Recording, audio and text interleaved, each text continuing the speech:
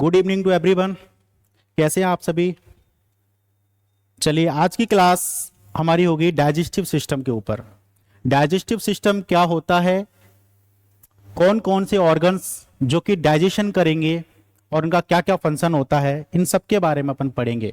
तो आप सब जानते हो कि अपन खाना खाते हैं और खाना खाएंगे तो चीज़ें क्या होती हैं, डाइजेस्ट होती हैं। ठीक है, और डाइजेस्ट होती हैं, डाइजेस्ट होकर के कहाँ पहुंचती हैं, हमारे ब्लड के अंदर पहुंचती है। तो ऐसे कौन कौन से ऑर्गन हैं जो खाने को क्या करते हैं, डाइजेस्ट करेंगे, तो उन सब के बारे में अपन बात करेंगे। तो जैसा आप जानते हैं, जो डाइजेस्टिव सिस्टम है ये होता क्या है, बेसिकली अपन इसकी बात करते हैं पहले। ये डाइजेस्टिव सिस्टम क्या है? ये डाइजेस्टिव सिस्टम कोई भी एक ऐसा सिस्टम होता है जो अपन जो भी चीज खा रहे हैं उसका क्या करा दे, डाइजेशन करा दे। कहने का मतलब अपन क्या है, यानी कि विच सिस्टम, ऐसा सिस्टम, विच सिस्टम जो क्या करेगा, कन्वर्जन करेगा। किसका कन्वर्जन करेगा? कन्वर्जन ऑफ कॉम्प्लेक्स फूड, है ना, complex foods into absorbable forms. कहने का क्या मतलब है कि ऐसा सिस्टम जो भी हम खा रहे हैं, कॉम्प्लेक्स चीजें हैं, उसका कन्वर्जन करा के बिल्कुल क्या कर दे, एब्जॉर्बेबल फॉर्म के अंदर क्या कर दे, कन्वर्ट कर दे। वो सिस्टम हमारा कौन सा है? डाइजेस्टिव सिस्टम है। और ये डाइजेस्टिव सिस्टम ओरल से, जो हमारी ओरल केविटी होती है, इस ओरल केविटी से हमारा जो एनस तक का जो पूरा एक पाथवे है, खाना खाएंगे ओरल केविटी से और चीजें एक्सीड हो जाती हैं, ये पूरा एक पाथवे है। और इस पाथवे के अंदर कौन कौन सी ऑर्गन हैं जो क्या करेंगे, डाइजेशन करेंगे, तो वो अपन पढ़ेंगे। तो देखिए, एक बार अपन डायग्राम से समझ लेते हैं कि देखिए ये हमारा क्या है, डाइजेस्टिव सिस्टम कहाँ से, मैंने आपको बताया ये हमारा माउथ, माउथ से हम खाना खाएंगे और खाना कहाँ जाएगा, ऐसे फेरिंग्स, फेरिंग्स पास कर देगा ईसोफेगस में, जो कि एक आहार नली होती है। मुंह में खाना खाया, मुंह से हमारा आहार नली जो कि ईसोफेगस है, ईसोफेगस से होता हुआ खाना कहाँ पहुंचता है, हमारे स्टोमक के अंदर पहुंचता है। स्टोमक जो कि एक जे शेप्ड ऑर्गन होता है, मोस्ट डायलेटेड पार्ट होता है, सबसे चौड़ा पार्ट होता है। उसके बाद खाना यानी कि यहाँ डाइजेस्ट होगा, डाइजेस्ट होने के बाद खाना फिर कहाँ पहुंचेगा, हमारे इस स्मॉल इंटेस्टाइन के पास पहुंचेगा, जो कि एक ट्यूबुलर स्ट्रक्चर होती है, एक ट्यूब जैसा, पाइप जैसा क्या है इसका स्ट्रक्चर है। कुछ चीजें यहाँ से डाइजेस्ट होंगी, एब्जॉर्ब होंगी, उसके बाद ये खाना कहाँ पहुंचेगा, ये यहाँ इसके अंदर लार्ज इंटेस्टाइन के अंदर। और ये लार्ज इंटेस्टाइन यहाँ से चीजें क्या हो जाती हैं, एब्जॉर्ब हो जाएंगी, और यहाँ से लार्ज इंटेस्टाइन से चीजें जो भी एक्सक्रीट चीजें हैं, जो भी अनडाइजेस्टेड चीजें हैं, जिनका डाइजेशन नहीं हुआ, वो ऐसे एनस से होते हुए रेक्टम के थ्रू कहाँ बॉडी से क्या हो जाएंगी, पास आउट हो जाएंगी। तो ये हमारा क्या था, डाइजेस्टिव सिस्टम। ठीक है, अब देखिए जो डाइजेस्टिव सिस्टम, उसकी बात करते हैं अपन। अब ये जो मैंने बताया आपको कि जो ओरल केविटी से क्या है, यहाँ एनएस तक का पूरा एक पाथवे है, तो कौन कौन सी ऑर्गन है, हम सबकी बात करेंगे। तो सबसे पहले हम बात कर लेते हैं, ये जो डाइजेस्टिव सिस्टम, एक चीज और बताता हूं मैं आपको, ये जो डाइजेस्टिव सिस्टम है ये पांच टाइप की क्या करता है, एक्टिविटी को परफॉर्म करता है। कितने टाइप की? 5 टाइप की एक्टिविटी। कहने का मतलब जो डाइजेशन प्रोसेस, पूरी एक डाइजेशन प्रोसेस है, उस प्रोसेस के अंदर हमारी 5 एक ऐसी स्टेप होती हैं जो प्रॉपर तरीके से क्या करेंगी, खाने का डाइजेशन करेंगी। तो कौन कौन सी स्टेप होती हैं, तो अपन कहेंगे सबसे पहले क्या होता है, इंजेशन। क्या होगा? इंजेशन होगा। उसके बाद प्रपल्सन हो जाएगा, एक प्रपोल्सन स्टेप है। फिर डाइजेशन होगा, डाइजेशन के बाद तुम्हारा एब्जॉर्प्शन हो जाता है, एंड लास्ट में एक्सक्रीशन या एलिमिनेशन जो है वो हो जाएगा। तो ये कितनी स्टेप हैं, हमारी 5 स्टेप हैं जो डाइजेस्टिव सिस्टम क्या करता है, इनको परफॉर्म करेगा। इंजेशन का मतलब आप समझो कि इंजेशन का मतलब होता है इनटेक ऑफ फूड। खाने को हमने क्या किया, इनटेक किया, खाने को हमने क्या किया, मुंह के अंदर जो है इनटेक किया। उसके बाद हम खाना जो है चबाते हैं, चबाने के बाद यानी कि क्या होगा, उसका मूवमेंट होगा, मुंह के अंदर मुंह के अंदर खाना गया और खाने का क्या हुआ, मूवमेंट हुआ। जब हम मुंह चलाएंगे तो क्या होगा, इस खाने का जो है मूवमेंट होगा। तो आप कहेंगे प्रपल्सन मतलब मूवमेंट ऑफ फूड। फिर उसका क्या होता है, डाइजेशन होता है। डाइजेशन का मतलब ये क्या है, ऐसे दो टाइप से होगा हमारा। एक होता है हमारा मैकेनिकल डाइजेशन और सेकंड है हमारा केमिकल डाइजेशन। कौन सा बता रहा हूं मैं आपको, मैकेनिकल डाइजेशन और सेकंड क्या है, केमिकल डाइजेशन। मैकेनिकल डाइजेशन जैसे हम मुंह में खाना खाते हैं, मुंह के अंदर खाना लेते हैं, है ना, मुंह के अंदर चबाते हैं खाने को, वैसे ही सेम जो हमारा स्टोमक है ये क्या है, मैकेनिकल लेवल पर क्या करेगा, खाने का क्या करता है, डाइजेशन करेगा। ठीक है, तो मैकेनिकल डाइजेशन। सेकंड हमारा क्या है, केमिकल डाइजेशन। केमिकल डाइजेशन का मतलब कि जो भी खाना है उसके अंदर यानी कि क्या है, जो केमिकल्स होते हैं हमारे, क्या होते हैं, केमिकल्स। उस केमिकल्स पे क्या करेंगे, कुछ एंजाइम्स होते हैं, जो एंजाइम क्या करेंगे, ये इस खाने पर या उस केमिकल पर क्या करेंगे, अटैक करेंगे और अटैक करके उसका क्या करा देंगे, डाइजेशन करा देंगे। आगे बात समझ में, मैं बता रहा हूं आपको डाइजेशन, मैकेनिकल डाइजेशन जैसा मुंह के अंदर खाते हैं, है ना, मुंह के अंदर मुंह चलाते हैं, वैसा ही सेम हमारे पेट के अंदर क्या है, जो स्टोमक है वो अपने लेवल पर मैकेनिकल लेवल पर क्या कराता है, वहां पर चर्निंग मूवमेंट होंगे, है ना, पेरिस्टाल्टिक मूवमेंट होंगे, जिससे कि खाना क्या होगा, खाना डाइजेस्ट होगा। उसके बाद केमिकल डाइजेशन। केमिकल डाइजेशन कुछ एंजाइम्स होते हैं स्टोमक के अंदर जो क्या करेंगे, उस खाने का क्या कर देंगे, डाइजेशन करेंगे। तो ऐसे उसके बाद जो जैसा ही खाना क्या हुआ, डाइजेस्ट हो गया, डाइजेशन होने के बाद यानी कि इसका क्या होगा, एब्जॉर्प्शन होगा। क्या होगा, एब्जॉर्प्शन होगा। ठीक है, यानी कि डाइजेशन हो गया, कॉम्प्लेक्स चीजें कैसी हो गई, सिंप्लीफाइड हो गई, और सिंप्लीफाइड हो जाएंगी तो उसका क्या हो जाएगा, एब्जॉर्प्शन होगा। एब्जॉर्प्शन का मतलब समझो कि हमारे जीआईटी सिस्टम से कहां चीज पहुंचेगी, ब्लड के अंदर चीज पहुंच जाए। चीज का मतलब जो भी हमने खाने के अंदर चीजें खाई हैं, न्यूट्रिएंट्स हैं हमारे, है ना, आपके कार्बोहाइड्रेट है, बहुत सारी चीजें, ये सारी चीजें कहां पहुंचेंगी, हमारे ऐसे ब्लड के अंदर पहुंच जाए, डेट इज एब्जॉर्प्शन। ठीक है, उसके बाद क्या है, एलिमिनेशन। एलिमिनेशन का मतलब है कि देखिए ऐसा जो भी अनडाइजेस्टेड मटेरियल है, जो डाइजेस्ट नहीं हुआ, जो पूरी तरह से एब्जॉर्ब नहीं हुआ, तो वो चीजें क्या है, फीकस के अंदर जाके क्या हो जाएगी, बॉडी से एक्सक्रीट हो जाएगी, बॉडी से एलिमिनेट हो जाएगी। तो ऐसे ये जो डाइजेस्टिव सिस्टम है ये 5 एक्टिविटीज को क्या करता है, परफॉर्म करता है। कौन कौन सी एक्टिविटीज, इंजेशन जिसके अंदर हम मुंह के अंदर यानी कि इनटेक ऑफ फूड करते हैं, आपका फिर क्या होगा, फूड का मूवमेंट होगा, मैकेनिकल डाइजेशन, केमिकल डाइजेशन। ठीक है, उसके बाद एब्जॉर्प्शन होगा, चीजें सिंप्लीफाइड हो जाती हैं, उसका एब्जॉर्प्शन, और लास्ट में क्या हो जाता है, एलिमिनेशन हो जाता है। तो इस टाइप से हमारी ये जो डाइजेस्टिव सिस्टम है 5 टाइप की एक्टिविटी को क्या करेगा, परफॉर्म करेगा। अब देखिए, अब बात कर लेते हैं अपन किसकी, अब बात करेंगे अपन ओरल केविटी की। ठीक है, और देखिए हाँ एक चीज और, यहाँ जो एब्जॉर्प्शन है ना, ये एब्जॉर्प्शन मैं बता रहा हूं, यह याद रखेंगे कि चीजें सबसे ज्यादा अगर एब्जॉर्प्शन होगा तो कहां होगा, हमारे स्मॉल इंटेस्टाइन के अंदर।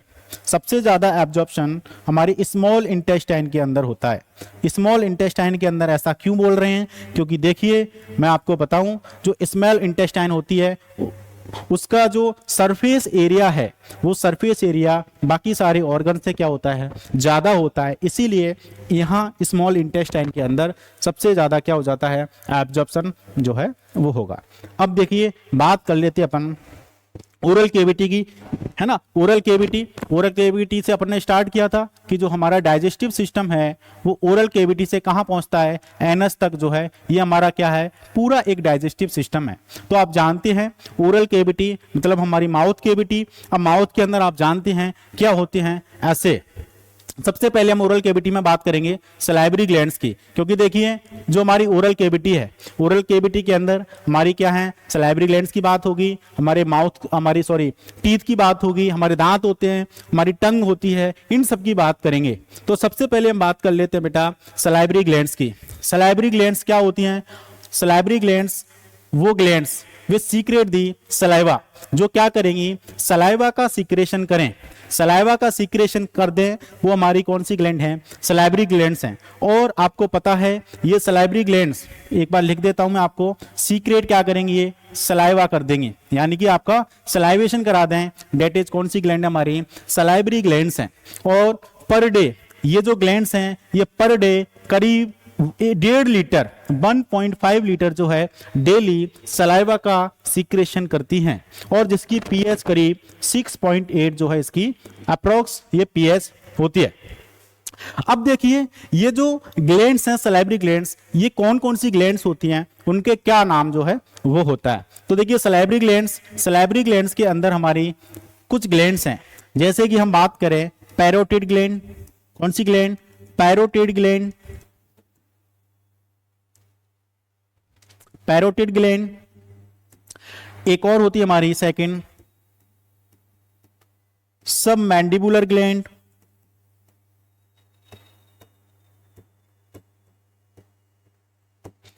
And sublingual gland.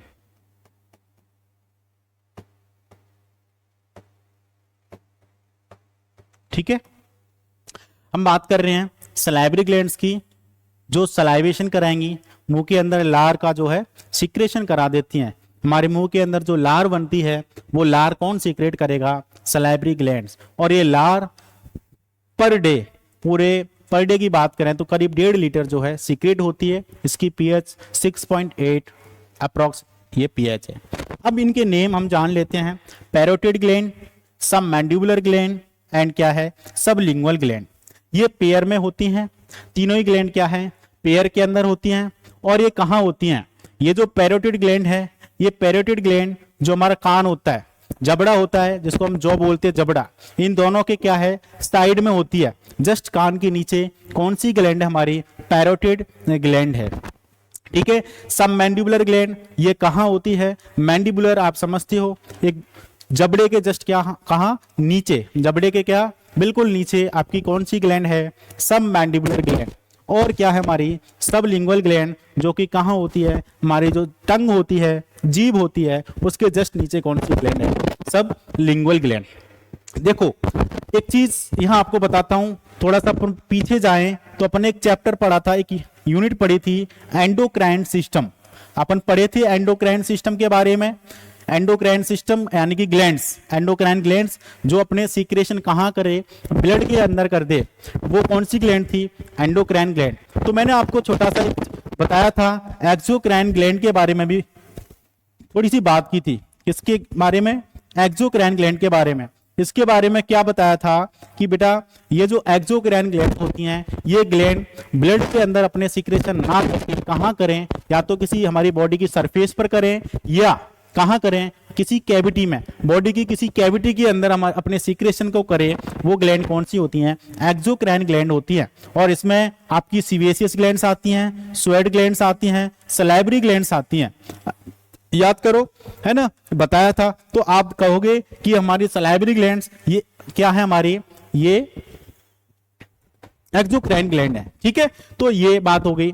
अब देखो यहां एक चीज और थी, देखिए ये जो एक्सोक्राइन ग्लैंड है ये अपने सीक्रेशन क्या करती हैं, किसी डक्ट के थ्रू अपने सीक्रेशन करती हैं। डक्ट का मतलब एक ट्यूब होता है, एक ट्यूब लाइक स्ट्रक्चर होता है जिसके थ्रू, जैसे कि कहें अपन कि ये कोई एक ग्लैंड है, और ये ग्लैंड इसका क्या ऊपर ऐसे क्या ये ट्यूब है, ये ग्लैंड अपने जो भी सीक्रेशन करेगी इस ट्यूब के जरिए, और यहाँ कोई क्या ऐसे कोई एक कैविटी है तो अपने सीक्रेशन क्या कर दे, यहाँ इस ट्यूब के जरिए किसी बॉडी कैविटी के अंदर कर दे।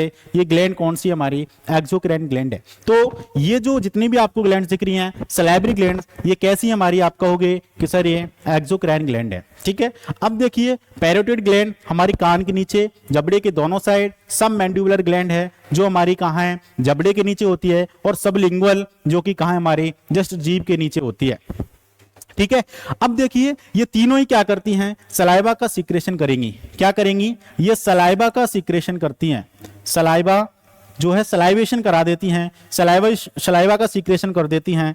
और देखिए यहां पर जो एक पैरोटिड ग्लैंड है, ये पैरोटिड ग्लैंड एक एंजाइम का भी सिक्रेशन करती है। ये दोनों क्या कर रही हैं, तीनों क्या कर रही हैं, सलाइवेशन तो कर ही रही हैं, लेकिन उसके साथ जो हमारी पैरोटिड ग्लैंड है, ये पैरोटिड ग्लैंड क्या करती है, अपने सलाइवा के साथ साथ एक एंजाइम का भी क्या कर देती है, सीक्रेशन करती हैं। और उस एंजाइम का नाम क्या है, उस एंजाइम का नाम है बेटा टाइलिन। क्या है, टाइलिन उस एंजाइम का क्या है, नाम है। और इसी टाइलिन को अपन क्या बोलते हैं, डाई एस्टेज, इसका क्या है, डाई एस्टेज भी इसको जो है अदर नेम है इसका। डाई एस्टेज के अलावा इसको क्या बोलते हैं, एमाइलेज, ये इसी के नाम है। क्या बता रहा हूं मैं आपको, तीनों सलाइवरी ग्लैंड्स सलाइवा का सीक्रेशन करेंगी, डेली 1.5 लीटर सलाइवा सीक्रेट होगा। लेकिन ये जो पैरोटिड ग्लैंड है, ये सलाइवा के साथ क्या करती है, एक एंजाइम का सीक्रेशन करती है। और उस एंजाइम का नाम क्या है, टाइलिन। एक ही एंजाइम है ये, और इस एक ही एंजाइम की ये तीनों नाम है। देखो पैरोटिड ग्लैंड पी से, और आप पी से आप टाइलिन याद रखो, टाइलिन से आपको पता है डी याद हो जाएगा, ए भी याद हो जाएगा। तो टाइलिन, डाइएस्टेज, एमाइलेज। और ये देखिए ये जो एंजाइम होता है एमाइलेज, ये एमाइलेज, ये एंजाइम क्या करता है, हम खाने के अंदर क्या चीजें होती हैं, बेदलिया आपको पता है, कार्बोहाइड्रेट है ना, ये सारी चीजें होती हैं। कार्बोहाइड्रेट होता है, ठीक है, फैट्स होते हैं, लिपिड्स, ये सारी चीजें हमारी कहाँ है, हम खाने के साथ होती है। तो ये उसके अंदर जो भी क्या है, कार्बोहाइड्रेट है, उस कार्बोहाइड्रेट का क्या करता है, ये ओरल केविटी के अंदर ही क्या करा देगा, डाइजेशन करा देगा। तो आप कहेंगे कि जो एमाइलेज एंजाइम है, टाइलिन एंजाइम है, ये हमारे ओरल केविटी के अंदर ही जो डाइट में कार्बोहाइड्रेट होता है, क्या होता है, जो कार्बोहाइड्रेट होता है, इस कार्बोहाइड्रेट का ही क्या करा देती है, डाइजेशन करा देता है ये एंजाइम। ठीक है, तो ओरल केविटी के अंदर, ठीक है, बाकी बात आगे करते हैं अपन। ठीक है, तो ये देखिए, अब इसके अलावा देखो एक चीज और बताता हूं मैं आपको। 3 ग्लैंड बताई मैंने आपको, कौन सी ग्लैंड बताई, पैरोटिड ग्लैंड, सेकंड हमारी सब मैंडिबुलर ग्लैंड, और थर्ड हमारी सब लिंगुअल ग्लैंड। ये बात की अपन ने। ये तीनों ग्लैंड हमारी क्या हैं, एक्सोक्राइन ग्लैंड होती हैं। और एक्सोक्राइन ग्लैंड तो देखिए ये अपने सीक्रेशन यानी कि अपना जो सलाइवा सीक्रेट करेंगी तो एक डक्ट के थ्रू जो है सीक्रेट करती हैं। और वो डक्ट कौन सी होती है, तो ये जो पैरोटिड ग्लैंड है ये स्टिनसंस डक्ट के थ्रू अपना जो है सलाइवा सीक्रेट करेगी। स्टिनसंस डक्ट यानी कि एक ऐसा कोई ट्यूब है, यहाँ कोई ग्लैंड है, ये ग्लैंड इस ट्यूब के जरिए, जिसका नाम स्टिनसंस डक्ट है, ये ओरल के अंदर क्या कर दे, यहाँ ओरल केविटी समझो, इस ओरल केविटी के अंदर क्या कर दे, अपने सीक्रेशन जो है कर दे। तो ये कौन सी डक्ट है, हमारी स्टिनसंस डक्ट है, जो सब मैंडिबुलर होती है, और हमारी सब लिंगुअल है। ये मैंडिबुलर ग्लैंड क्या है, हमारी स्टिनसंस डक्ट, और ये हमारी रेविनस डक्ट, सॉरी ये रेविनस है ना, रेविनस डक्ट, रेविनस डक्ट के थ्रू। और ये जो सब मैंडिबुलर है, या इसी को हम सब मैक्सिलरी भी बोलते हैं, ये किसके, ये वॉल्टन डक्ट होती है। एक कौन सी डक्ट है, वॉल्टन डक्ट। इसके थ्रू अपने सीक्रेशन कहाँ करा दे, ओरल केविटी के अंदर करा दे, माउथ के अंदर करा दे, है ना। खाना अपन देखते हैं तो अपने क्या है, लार आने लग जाती है ना। तो ये क्या है, ये ग्लैंड्स क्या करा देती हैं, अपने सलाइवा का सीक्रेशन करा देती हैं। किसके थ्रू, ये डक्ट, स्टिनसंस डक्ट, वाटन डक्ट, और क्या है, रेविनस जो है वो डक्ट होती है। अब देखिए थोड़ा सा एक चीज और बताता हूं मैं। आपने सुना होगा, एक डिजीज सुनी होगी आपने, कॉमनली बच्चों के अंदर हो जाती है, मम्स। कौन सी डिजीज, मम्स। मम्स आप समझते हो, जिसको हम क्या बोलते हैं, गलसुआ भी बोलते हैं। क्या बोलते हैं, गलसुआ। छोटे छोटे बच्चे होते हैं, उनके जो है ना, ये चीक्स होते हैं हमारे, ये एकदम से यहाँ क्या हो जाती है, इन्फ्लामेशन हो जाती है, स्वेलिंग हो जाती है, सूज जाती है ना, एक टाइप से हनुमान बन जाते हैं। ठीक है, तो ये गलसुआ डिजीज किसकी वजह से होती है, ये जो पैरोटिड ग्लैंड है, इस पैरोटिड ग्लैंड के अंदर ये जो मम्स जो एंटीजन है, ये इसको क्या कर देता है, इन्फ्लामेटेड कर देता है। ठीक है, यहाँ इन्फेक्शन कर देता है, जिससे कि जो पैरोटिड ग्लैंड है, जो कि जबड़े के पास होती है, दोनों जबड़े के कान के जस्ट नीचे होती है, इसके अंदर क्या हो जाती है, इन्फ्लामेशन हो जाती है। तो उस डिजीज को क्या बोल देते हैं हम, मम्स बोलते हैं, और इसी का नाम क्या है, गलसुआ। ये बात कर ली। अब देखिए ये जो सलाइवा का सिक्रेशन करेंगी, तो सलाइवा मतलब है क्या? एक फ्लूइड होता है बेटा। क्या होता है? एक फ्लूइड है। अगर हम बात करें सलाइवा की, सलाइवा ये क्या है? एक फ्लूइड है। और इस फ्लूइड के अंदर क्या है, कौन कौन सी चीजें होती हैं? फ्लूइड का मतलब क्या है, यानी कि कौन सी चीज है। इसकी अगर कंपोजिशन की बात करें, कंपोजिशन यानी कौन कौन सी अदर चीजें जो है होती है पूरा, तो देखिए ये सलाइवा, सलाइवा के अंदर अपन कहेंगे कि मोस्टली हमारा क्या होता है? वाटर होता है। क्या होता है? पानी होता है। अभी थोड़ी देर पहले पढ़े थे कि जो सलाइवरी ग्लैंड्स हैं सलाइवा का सीक्रेशन करेंगी, तो जो पैरोटिड ग्लैंड है ये एक एंजाइम का भी सीक्रेशन करती है, और उस एंजाइम का नाम क्या पढ़े थे? एमाइलेज। तो वो भी होगा, क्या होगा? एमाइलेज भी होगा। और एमाइलेज का ही नाम क्या था? डाइएस्टेज। और क्या था? टाइलिनो, ये नाम था। इसके अलावा सलाइवा के अंदर क्या होगा? हाँ सर,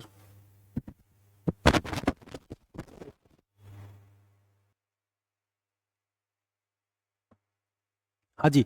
तो क्या बता रहा था मैं आपको? सलाइवा। ठीक है, तो सलाइवा, सलाइवा, सलाइवा के अंदर क्या क्या चीजें है, इसका कंपोजिशन क्या है? तो अपन कह रहे थे कि इसके अंदर सबसे ज्यादा क्या होता है, मोस्टली अगर बात करें हम तो वाटर होता है। ठीक है, और क्या बता रहा हूं, जो पैरोटिड ग्लैंड होती है वो पैरोटिड ग्लैंड एक एंजाइम का सीक्रेशन करती है, उसका नाम है तो एमाइलेज भी होगा। इसके अलावा क्या होते हैं? लाइसोजाइम्स होते हैं।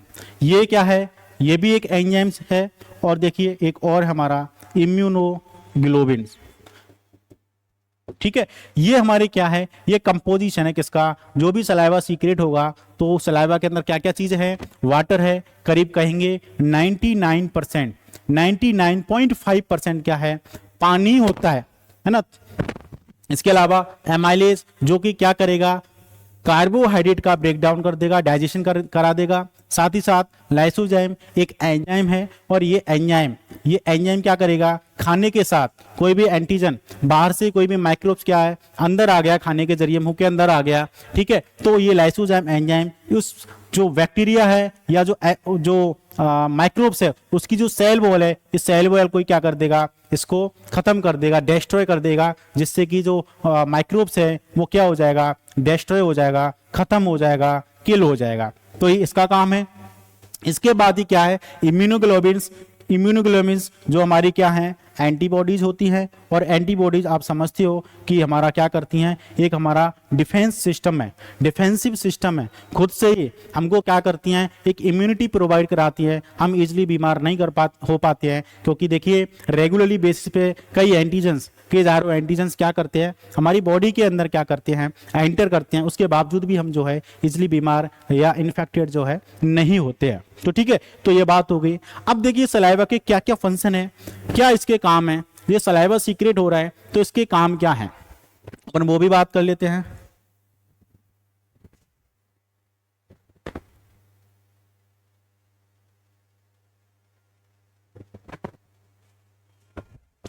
ठीक है, अब देखिए फंक्शन की बात करें अपन कि इसके फंक्शन क्या हैं।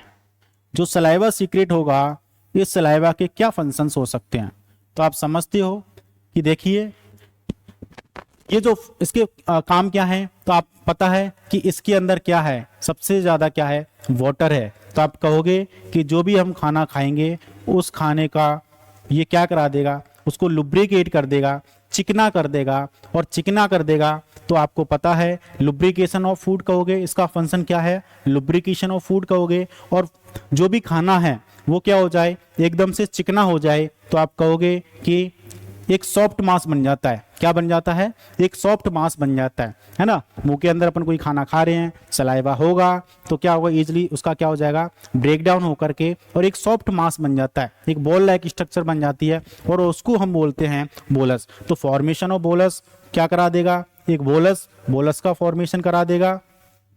साथ ही साथ कहोगे कि ये डाइजेशन कराएगा। डाइजेशन ऑफ क्या है? कार्बोहाइड्रेट। डाइजेशन ऑफ कार्बोहाइड्रेट, ठीक है, यानी कि आपको पता है एमाइलेज है सलाइवा में, तो कार्बोहाइड्रेट का डाइजेशन कराएगा। और ये आपको पता है जो इम्यूनोग्लोबिन्स हैं, जो एंजाइम्स हैं, एक टाइप से आप कहोगे कि बाहर से आने वाले कोई भी एंटीजन आएगा उसको क्या करेंगे, डिस्ट्रॉय कर देते हैं, उसको खत्म कर देते हैं, तो कहोगे कि ये क्या करता है, डिफेंस भी करेगा। ठीक है, तो ये किसके फंक्शन हुए, हमारे सलाइवा के फंक्शन हुए। क्या क्या बताया मैंने आपको, मैंने बताया कि बेटा इसके अंदर पानी है, सबसे ज्यादा पानी है, तो उससे हमारा जो खाना होगा लुब्रिकेट हो जाएगा, और लुब्रिकेट होकर के एक बोलस का फॉर्मेशन कर लेगा, जो कि एक सॉफ्ट मास होता है। साथ ही साथ ये एमाइलेज, इसकी सलाइवा में एमाइलेज भी होता है, जो कि कार्बोहाइड्रेट का क्या करा देगा, डाइजेशन करा देगा। और इनके अंदर कुछ एंजाइम्स और एंटीबॉडीज होती हैं, जो कि खाने के साथ बैक्टीरिया या कोई माइक्रोब्स आ गया है उसका क्या कर देते हैं, डिस्ट्रॉय कर देते हैं, उसको किल कर देते हैं। तो किसके फंक्शन हुए, हमारे सलाइवा के जो है फंक्शन हो गए। अब चलिए बात कर लेते हैं, हम बात कर लेते हैं टंग की, है ना। ओरल केविटी की बात कर रहे हैं अपन देख रहे थे कि जो हमारा डाइजेस्टिव सिस्टम है ओरल केविटी से एनस तक है। तो ओरल केविटी के अंदर हमारी सलाइवरी ग्लैंड्स ने सलाइवा सिक्रेशन किया। दूसरी बात करेंगे हम किसकी, टंग की बात करेंगे। किसकी बात करेंगे, टंग की बात करेंगे।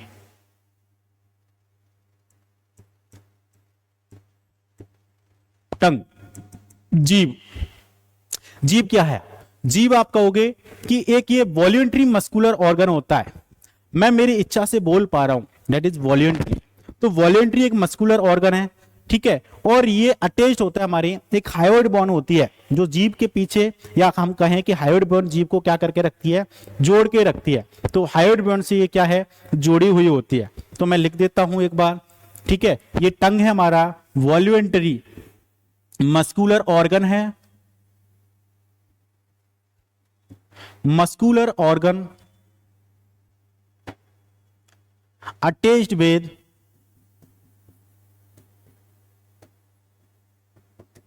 Hyoid bone.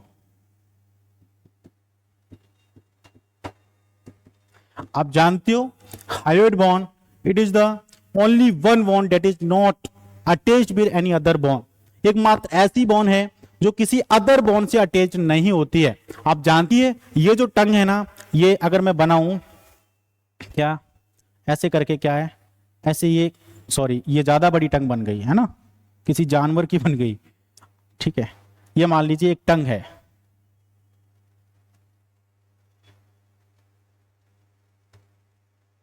अरे फिर बड़ी बन गई, ये टंग है, ठीक है। अच्छा, टंग के नीचे देखिए एक ऐसे स्ट्रक्चर दिखता है आपको, ऐसे मसल जुड़ी हुई होती है, इसको बोलते हैं हम फ्रेनुलम। इसको क्या बोलते हैं अपन, फ्रेनुलम बोलते हैं, ठीक है। अब देखिए मैं आपको बता रहा हूं, ये जो टंग है voluntary muscular organ attached with hyoid bone, और इस टंग के ऊपर ऐसे क्या है, ऐसे यहां ऊपर क्या है, एक टिश्यूज, या हम कहेंगे stratified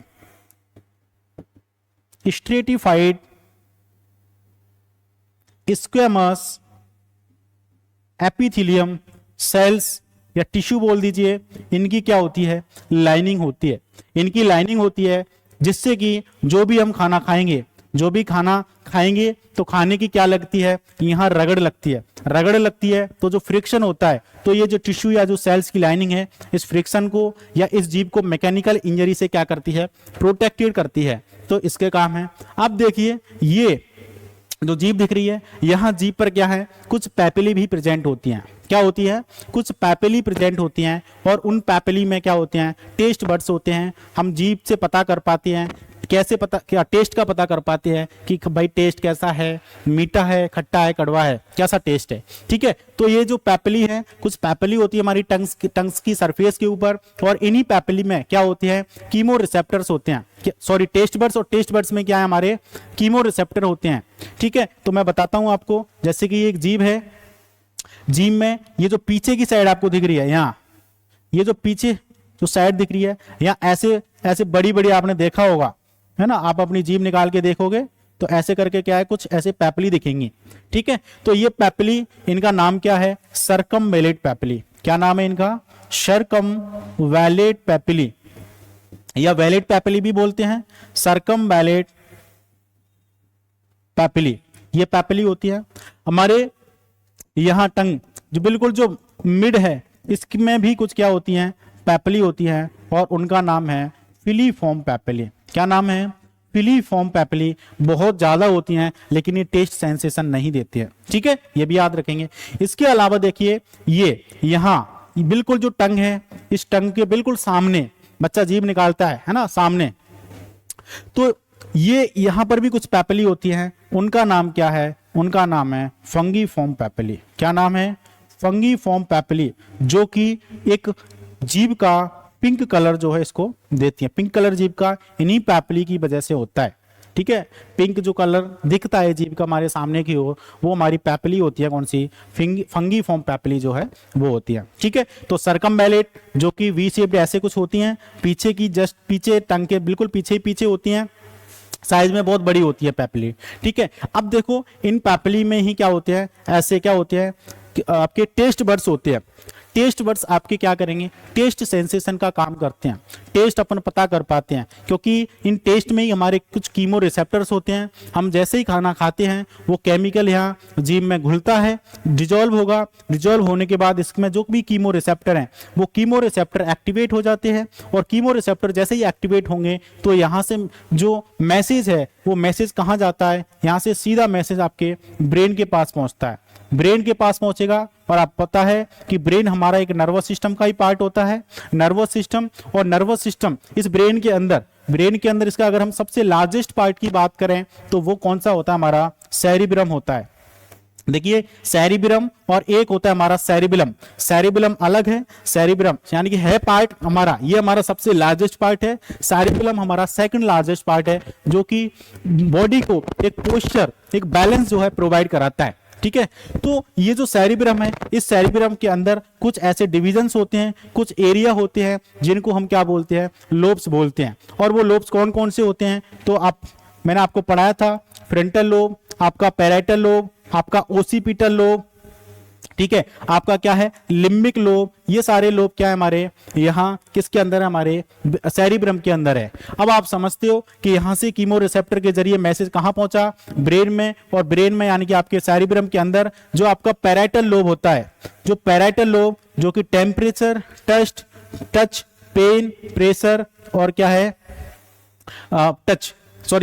temperature, touch, pressure, pen, ठीक है, इनको क्या करता है? इनको एनालिसिस करेगा। तो जैसे ही मैसेज कहां पहुंचा? हमारे सेरिब्रम, ब्रेन के अंदर सेरिब्रम का जो टेम्पोरल लोब है, ये टेम्पोरल लोब क्या कर लेता है? यहाँ टेस्ट का एनालिसिस कर लेता है कि टेस्ट कैसा है ना, खट्टा है, मीठा है, कड़वा है, या हमने पहले ये मिठाई खाई थी, ये मिठाई वही दिख रही है, वेल नोन है ना, पहले से अपन जान चुके इस टेस्ट को, तो वैसा है।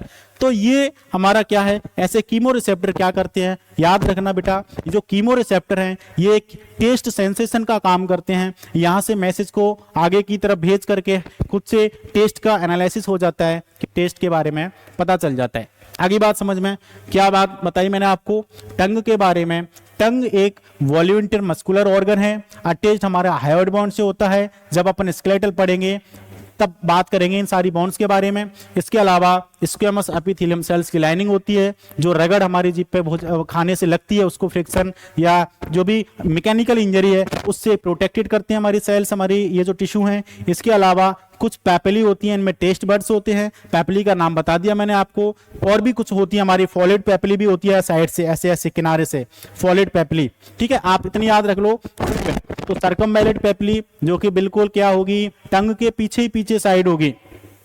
बीच में हमारी फिलीफॉर्म है ना, बिल्कुल ऐसे फिल सबसे ज्यादा होती है हमारे पूरी, यही पैपिली की वजह से, यानी कि आप कहोगे कि फिलीफॉर्म आप कैसे भी याद कर रख सकते हो, फिलीफॉर्म सबसे ज्यादा है, पूरी तरह से फिल है, ये फिल्ड है।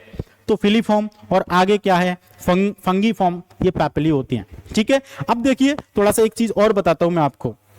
ये अपन बात किए थे कि क्या बात किए थे, यहां से मैसेज जाता है, कहां पर जाता है? हमारे ब्रेन के पास जाता है। तो आपको पता है कि मैसेज भेजने का काम या मैसेज हमारे रिसीव होता है किसी ऑर्गन के पास ब्रेन से, तो हमारे कुछ न्यूरॉन्स, नर्व्स हैं, वो इस मैसेज सेंसेशन का, ट्रांसमिशन का काम करते हैं। ट्रांसमिशन का हो गया वो ज्यादा करेक्ट रहेगा, ट्रांसमिशन का जो है काम करते हैं। तो यहां से मैसेज जीभ से हमारे यहां जीभ से क्या पहुंचा? ब्रेन के अंदर मैसेज पहुंचा, किसके थ्रू? तो यहां कुछ क्या होते हैं? हमारे न्यूरॉन्स होते हैं। कौन से न्यूरॉन्स होते हैं? तो देखो, जब मैंने नर्वस सिस्टम पढ़ाया था तब अपन बात किए थे, हमारे कुछ क्रेनियल नर्व्स होते हैं और हमारे क्या होते हैं? कुछ स्पाइनल नर्व्स होते हैं। ठीक है। तो क्रेनियल नर्व्स में अपन पढ़े थे पैरासिम्पैथेटिक न्यूरॉन, जो कि कहां, अब भूल गए होंगे आप, तो पढ़ते हो नहीं, है ना। तो ये नर्व्स है ना, ये नर्व्स कौन से होते हैं हमारे, एक होता है हमारा 7th नंबर का होता है, कौन सा होता है, 7th नंबर का क्रेनियल नर्व, एक होता है हमारा 9th नंबर का क्रेनियल नर्व, और एक होता है हमारा 10th नंबर का क्रेनियल नर्व। ये 3 नर्व क्या होते हैं हमारे, टंग से जुड़े हुए होते हैं, जीभ से जुड़े हुए होते हैं। अब देखिए ये इनके थ्रू ही मैसेज कहां पहुंचता है, हमारे ब्रेन के अंदर पहुंचता है, ठीक है। तो हमारा याद होगा आपको, जो 7th नंबर का जो नर्व होता है इसका नाम क्या है, फेशियल नर्व है, ठीक है, फेशियल। 9th नंबर का नर्व है, इसका ग्लोसोफेरिंगल नर्व है, नाम है।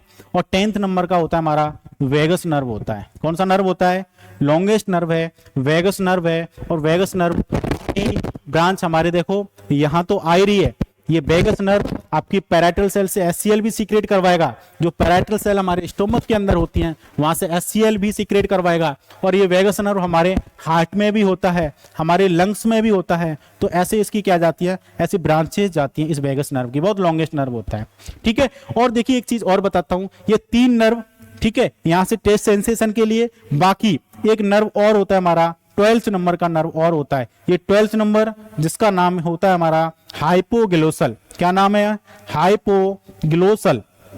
और ये हाइपोग्लोसल नर्व क्या करता है, ये हाइपोग्लोसल नर्व, अब मैं जीभ चला पा रहा हूं, वॉल्यूंट्री हमारी जो है ना, मेरी जीभ चल पा रही है, हम खाना खा पाते हैं, तो ये जो हाइपोग्लोसल नर्व है तो ये टंग का क्या करा देता है, मूवमेंट कराएगा। क्या कराएगा, मूवमेंट ऑफ टंग, ठीक है। तो ये इतना याद रहेगा आपको। अब देखिए ये टंग के बारे में बात हो गई। अब इस टंग के क्या क्या काम हो सकते हैं, क्या काम है हमारे, हमने बात की थी सैलिवरी ग्लैंड्स के काम क्या है, माइक्रोब्स को डिस्ट्रॉय करना, ठीक है, उसका फॉर्मुलेशन, उसका लुब्रिकेशन करना, मुंह को लुब्रिकेट करना, दांतों को क्लीन करना, ठीक है। ऐसे ही जो हमारी टंग है, इस टंग के क्या फंक्शंस हैं, टंग के फंक्शंस क्या है, फंक्शंस ऑफ टंग। तो आप कहोगे कि टंग हमारे एक तो क्या करती है, टेस्ट सेंसेशन के काम करती है, हमको टेस्ट के बारे में बताती है। इसके साथ ही आप कहोगे कि बोलने का भी काम करती है ना, अपन खूब बोल पाते हैं तो स्पीच का काम करती है। साथ ही साथ आप कहोगे कि हमारी टंग जो है लिगलने का भी काम करती है। किसका काम करती है, लिगलने का काम। हम खाना खाते हैं, खाना कहाँ पहुंचता है, हम लिगल पाते हैं, पेट के अंदर पहुंचता है, तो जीभ के थ्रू क्या है, हम लिगल पाते हैं। तो स्वेलिंग का भी काम जो है ये हमारी टंग करती है। तो किसके फंक्शन हुए, हमारे टंग के फंक्शन हुए। अब बात करेंगे हम किसकी बात करेंगे, टंग के बाद आती है हमारे टीथ की बात आती है। तो अब देखो टीथ, आप जानती हो टीथ जो कि क्या है, हमारा बहुत हार्डेस्ट स्ट्रक्चर होता है, बहुत ज्यादा क्या है, हार्डेस्ट स्ट्रक्चर होता है। अगर हम बात करें तो कुछ इस तरीके से क्या है,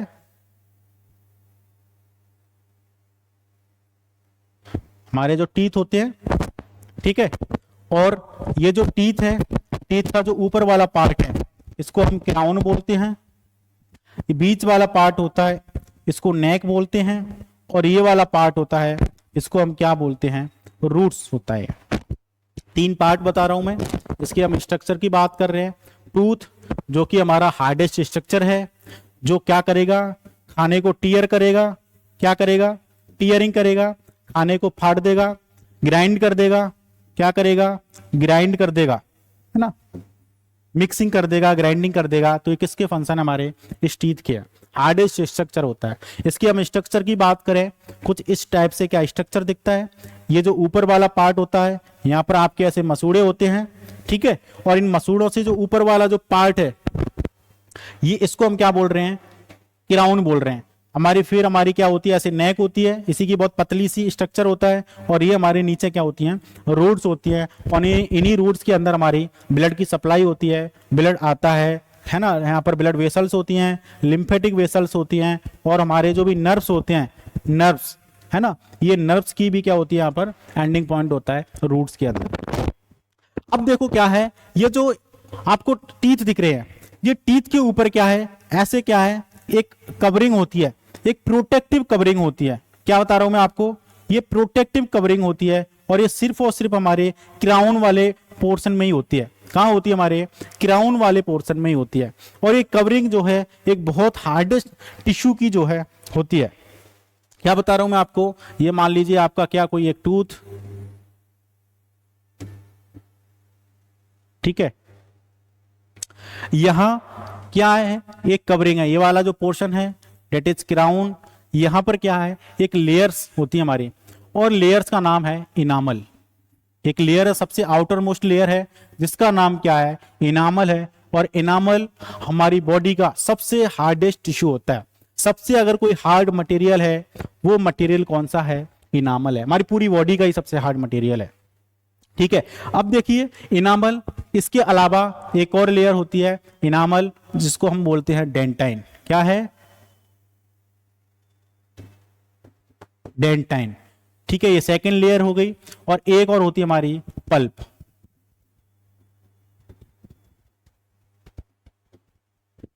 ये हमारी ऐसे 3 लेयर है, इनामल, डेंटाइन और पल्प। यही हमारे क्या है, ब्लड वेसल्स, लिम्फेटिक वेसल्स, ठीक है, और नर्व एंडिंग, ये सारी चीजें जो है यही होती हैं। अब देखो हम बात करेंगे, ये जो टीथ है ना, ये टीथ हमारे 2 सेट्स होते हैं, इसके 2 सेट होते हैं इसके टीथ के। कौन कौन से होते हैं, तो आप कहोगे कि सर एक तो हमारे बचपन के दांत होते हैं।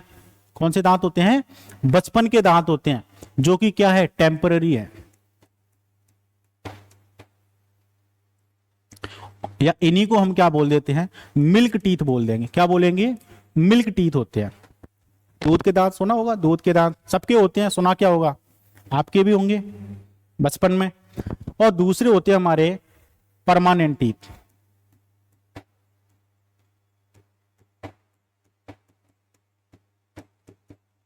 Milk teeth, temporary teeth, primary teeth एक ही बात है। जो कि सबसे पहले हमारे यही आते हैं, प्राइमरी टीथ होते हैं, कुछ टाइम के लिए आते हैं, टेम्पररी है, वो हम दूध के दांत भी बोलते हैं। ये क्या है, कोई बच्चा है, 6 महीने का बच्चा होता है, बच्चे के 6 महीने होते होते ये क्या है, ये 6 महीने के बाद ये क्या, ये टेम्पररी टीथ हैं, या जो मिल्क टीथ हैं, ये धीरे धीरे क्या है, ऐसे उगने लग जाते हैं, आने लग जाते हैं। और ये करीब 6 साल तक, 6 साल तक क्या है, 6 महीने का बच्चा के अंदर स्टार्ट होना, दांत का आना स्टार्ट होने लग जाता है। 6 साल तक कंप्लीटली ये टीथ आ जाते हैं, जो कि करीब कितने होते हैं, करीब क्या, ये 20 होते हैं, नॉट करीब, ये हमारे क्या है, 20 होते हैं। और ये जो परमानेंट टीथ हैं, ये परमानेंट टीथ जैसे ही क्या है, जो एज है, ये क्या है, 6 साल से करीब 24 साल तक, 6 साल से क्या है, 24 साल तक ये जो टेम्पररी टीथ की जगह क्या हो जाते हैं, रिप्लेस हो जाते हैं। तो 24 साल तक हमारे क्या आ जाते हैं, परमानेंट टीथ आ जाते हैं। कई के में कई ऐसे, जैसे जाड़ होती है, अकल की जो दाढ़ होती है ना, अकल दाढ़ के लिए, तो वो करीब 24 से 30 साल की, कई कई लोगों में 30 साल तक भी आती है, ठीक है। तो ये कितने हमारे परमानेंट टीथ होते हैं बेटा, वो हमारे कितने होते हैं, 12 होते हैं। क्या बात है, क्या बता रहा हूं मैं आपको, जो टीथ हैं हार्डेस्ट स्ट्रक्चर है, ठीक है, हमारे टीयरिंग का काम करते हैं। हमारे 2 सेट में होते हैं, एक होता है हमारा मिल्क टीथ और एक होते हैं हमारे परमानेंट टीथ। मिल्क टीथ जो करीब 6 महीने के आसपास आना लग जाता है, और हमारे 6 साल तक जो है करीब आ ही जाते हैं, और जो गिनती में कितने होते हैं, हमारे 20 होते हैं। दूसरे जो परमानेंट टीथ हैं, वो करीब 6 साल के बाद से जो है 24 साल की एज तक जो है कंप्लीटली आ जाते हैं, जो कि कितने होते हैं, जो हमारे 12 होते हैं। तो ऐसे कहोगे कि जो कंप्लीट, अगर हम टोटल टीथ की बात करें, तो ये टोटल टीथ कितने होते हैं, हमारे 32 होते हैं। टोटल टीथ कितने हमारे, 32 है।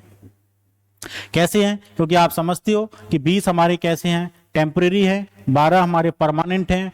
टोटल कितने हुए भाई, 32 हो गए। कैसे आते हैं, और देखिए हाँ कैसे क्या आते हैं, पहले ये समझ लेते हैं कि देखिए ये कौन कौन से होते हैं, इनके नाम क्या है। तो हमारे इंसीजर्स होते हैं, कौन से होते हैं, इंसीजर्स या इंसाइजर्स बोल दो। हमारे कैनाइन होते हैं,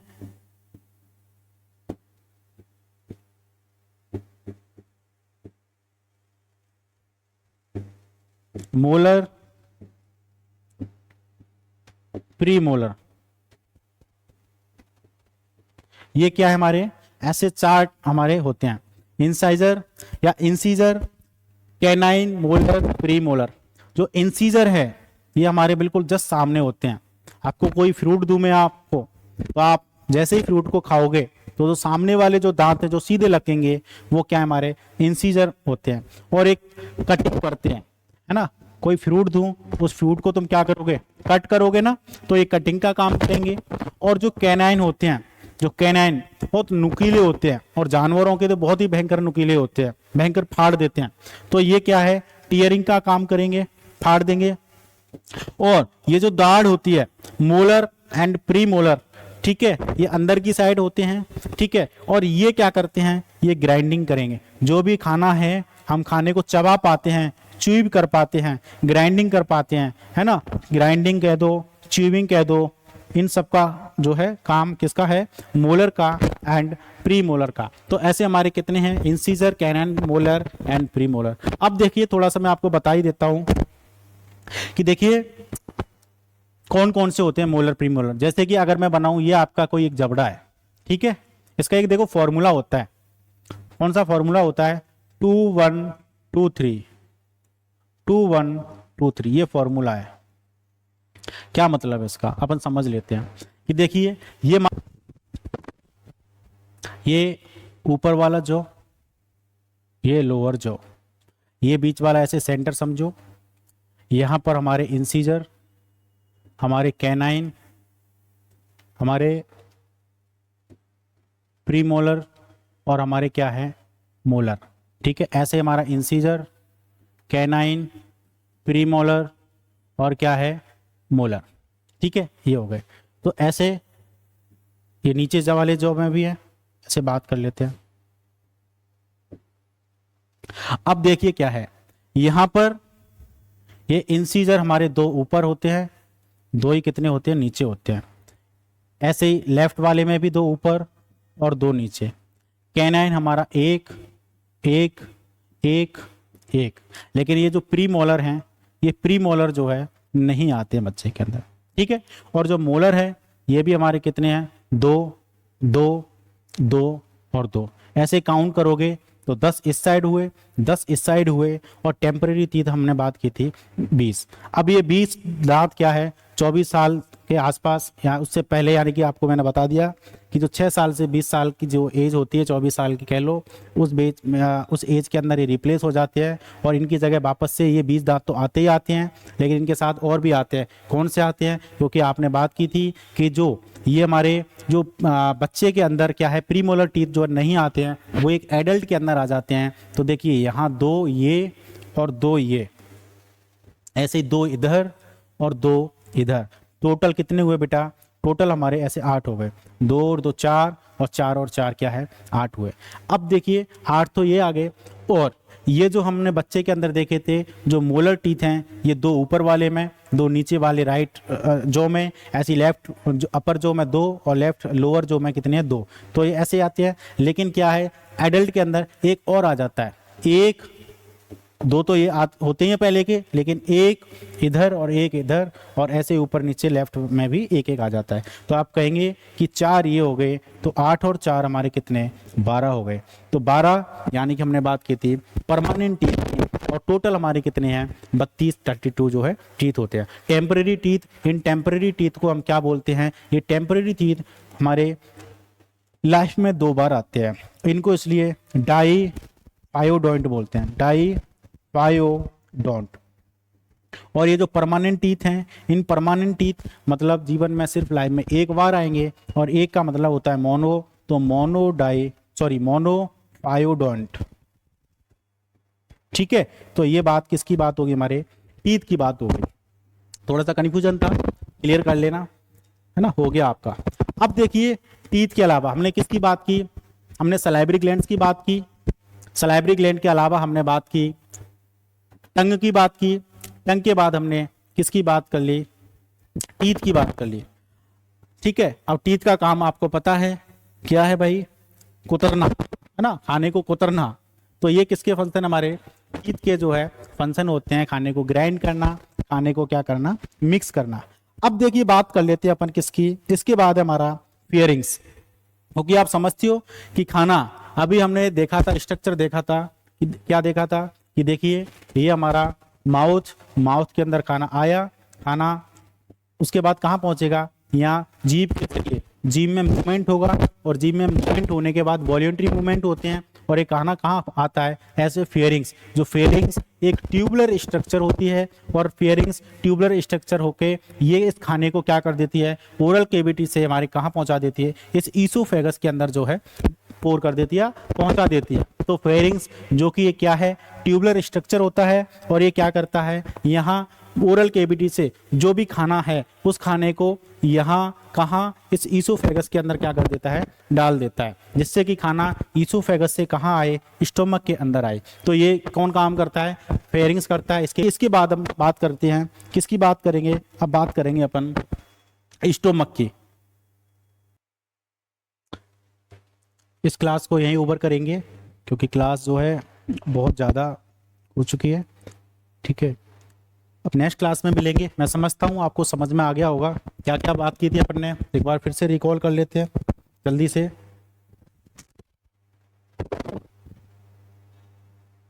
क्या क्या बातें की थी एक बार ऐसे ही बता देता हूँ मैं आपको। अपने बात की थी सलाइवरी ग्लैंड्स की, सलाइवरी ग्लैंड जो कि आपको पता है सलाइवेशन करती है, ग्लैंड बात की थी, ठीक है। Parotid gland, submandibular gland, sublingual gland, ठीक है। इसके अलावा हमने किसकी बात की थी, टंग की बात की। टंग एक स्ट्रक्चर होता है, वॉलंटरी काम करता है, फूड को निगलने में काम करता है, बोलने में काम करता है, खाने को चबाने में भी, चेविंग में भी काम करता है, ये इसके फंक्शन है। इसके बाद हमने टीथ की बात की थी, जो दो सेट में होते हैं, दो टाइप के होते हैं। कौन कौन से होते हैं हमारे, एक टेम्परेरी होता है और एक क्या होता है हमारा परमानेंट टीथ जो है वो होते हैं। इसके बाद हमने किसकी बात की थी, इसके बाद हमने बात की थी टीथ के बाद हमने बात की थी फेयरिंग्स की, ठीक है। फेयरिंग्स जो कि क्या है आपका एक मस्कुलर या ट्यूबुलर स्ट्रक्चर होता है जो क्या करता है, जो माउथ से खाने को क्या करवाता है, इस ईसोफेगस के अंदर खाने को पुश करता है, जिससे कि खाना मुंह से कहाँ आए, ईसोफेगस में आए, और ईसोफेगस क्या कर देती है, इस खाने को क्या करती है, यहाँ स्टोमक के अंदर डाल देती है, ठीक है। तो फेयरिंग्स जो कि हमने 3 टाइप्स पढ़े बताई मैंने आपको, ओरोफेरिंग्स, ठीक है, नेजोफेरिंग्स, ठीक है, और एक होता है ग्लेसोफेरिंग। ये 3 टाइप्स हैं हमारे, ठीक है। और यहाँ एक मैंने आपको एक वाल्व बताया, एक आप कह सकते हो वाल्व कह लो, लेकिन एक प्रॉपर तरीके जैसे हम हार्ट के अंदर वाल्व पढ़ते हैं, ट्राइकस्पिड, मिट्रल है ना, मिट्रल वाल्व, बाइकस्पिड, एरोटिक, और ये सारे वाल्व होते हैं हमारे पल्मोनरी। लेकिन यहाँ वाल्व लाइक स्ट्रक्चर ही होता है एक टाइप से, जैसे ही हम खाना को निगलते हैं, स्वेलो करते हैं, ये जो है जो एपिग्लोटस है वो क्या बताया मैंने आपको, हल्का सा नीचे हो जाता है, जिससे कि क्या है ये विंड पाइप कवर हो जाता है, खाना अब इधर नहीं आएगा, इस विंड पाइप ट्रैकिया में नहीं आएगा, और खाना कहाँ जाएगा, इस ईसोफेगस में जाएगा, आहार नली जिसको हम बोलते हैं। तो ये सारी चीज़ें हैं ईसोफेगस। ये आप जो है क्लास के अंदर जो भी चीज़ पढ़ाई जा रही है आपको, वो आप साथ ही साथ पढ़ते चलें। नोट्स जो है मैं आपको सेंड करता जाता हूँ, नोट्स भी मिल रहे हैं आपको, साथ ही साथ पढ़ें, ठीक है। मिलते हैं नेक्स्ट क्लास के अंदर, और क्लास कैसी लगी ये भी बताया आपको, आप मेरे को, ठीक है। हाँ चलिए, okay, thank you so much.